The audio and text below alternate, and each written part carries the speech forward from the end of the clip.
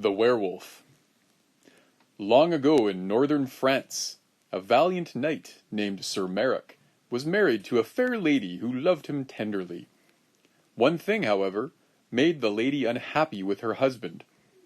Every week he disappeared for 3 days, and no one knew where he went. The lady grew more and more troubled by her husband's disappearances, until finally she could bear it no longer. One day, after Sir Merrick had returned from one of his mysterious trips, she approached him. "My dear lord," she said, "I must ask you something, but I'm afraid my question will make you angry." Sir Merrick embraced his wife. "Fear not," he said, "I will tell you anything within my power to tell." "I am very frightened when you leave me alone," she said. "I dread losing you, for I do not know where you go. Pray tell me, what is your secret?" The knight looked pained. "Please ask me no more questions.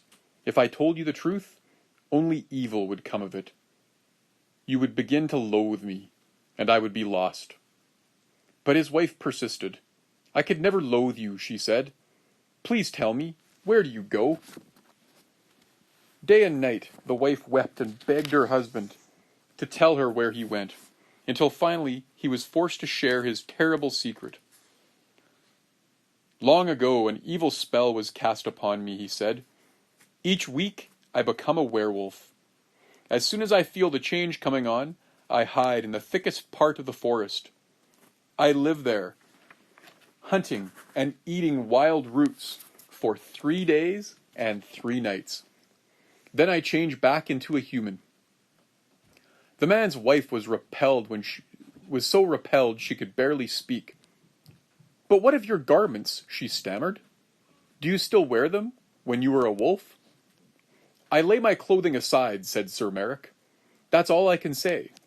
I cannot tell you more, because if I were to lose my garments, I would remain a wolf for all time." "Oh, please tell me, my lord," the lady said. "Why do you hide this last thing? Surely you do not think that the one who loves you most would betray you?" Sir Merrick sighed. "At the edge of the forest is an old chapel. Near the chapel is a large stone with a hollow beneath it. I hide my garments in the hollow. When the enchantment loses its power, I put them back on and return home."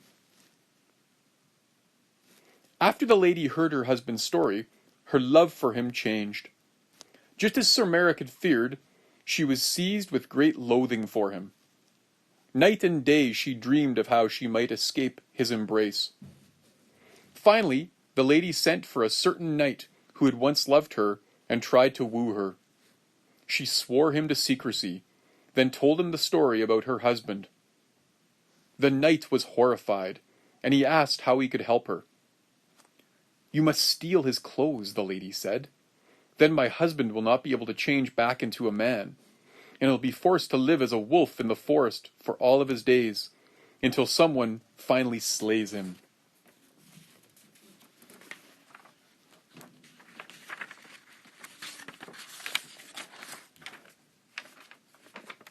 Soon after, the lady's friend went forth and stole Sir Merrick's garments from under the large stone near the chapel. When he brought them to her, she hid them well. "Now I am safe," she exclaimed. "That beast will never return to my home." Time passed, and when Sir Merrick did not return, his wife pretended to worry about him. She even sent men to look for him. But they found no trace of him, and all concluded that he had been mysteriously slain on one of his secret journeys. After a year had passed, the lady wed the knight who had helped her. They took over all of Sir Merrick's lands and possessions, and neither worried any more about the good man they had betrayed. Meanwhile, the poor wolf roamed the forest, grieving bitterly for the wife he had loved so well. One day he heard the barking of the king's hounds. "Ow, ow, ow, ow!" He knew the dogs had caught his scent and would soon be upon him. He bounded through the woods, but the dogs chased after him. All day the wolf fled the hounds, until at last they closed in on him. Just as he was about to be overtaken and torn to pieces, the king caught up to his dogs. The wolf dashed to the king and seized him by the boot. He licked it as if begging for mercy. The king stared at the wolf in astonishment. "Look here, my lords," he called. "What is this marvel? A wolf asking me for help! Why, the beast acts like a man! Call off the dogs. I do not want this creature injured. I order no one should hunt in this forest, lest by accident they slay this remarkable animal."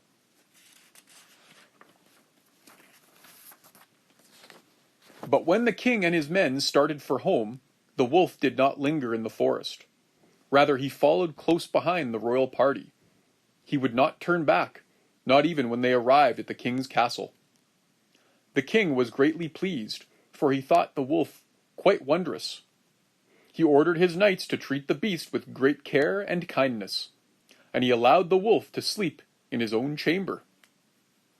As the wolf roamed freely about the court, all the courtiers were very impressed with him, for he moved about with such grace and intelligence that he seemed almost human. One day the king called his knights and barons together for an annual meeting. Among the nobles was the knight who had betrayed Sir Merrick and married his wife. The knight had no idea that his rival was still alive, much less that he was close by.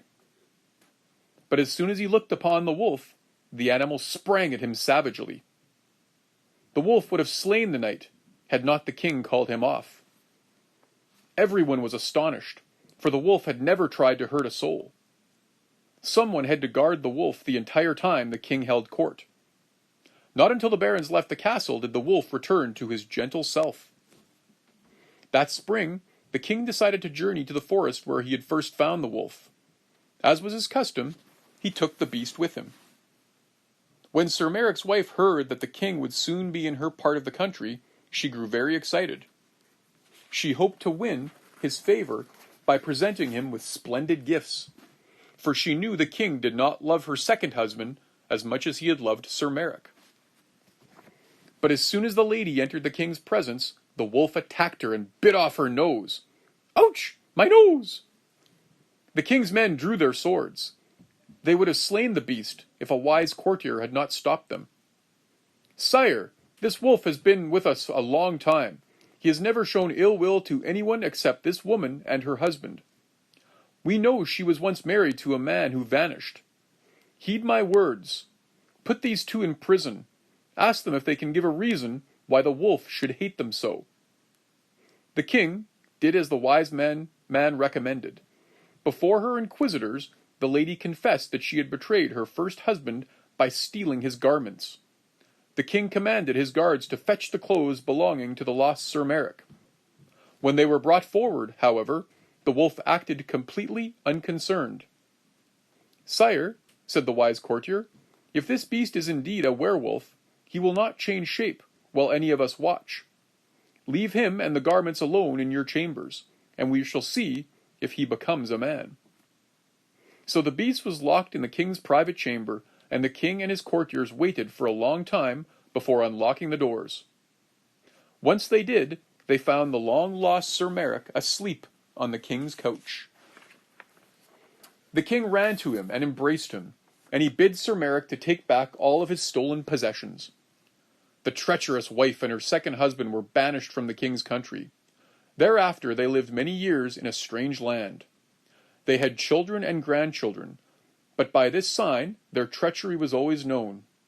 All of the maidens in the family were born without noses. The end.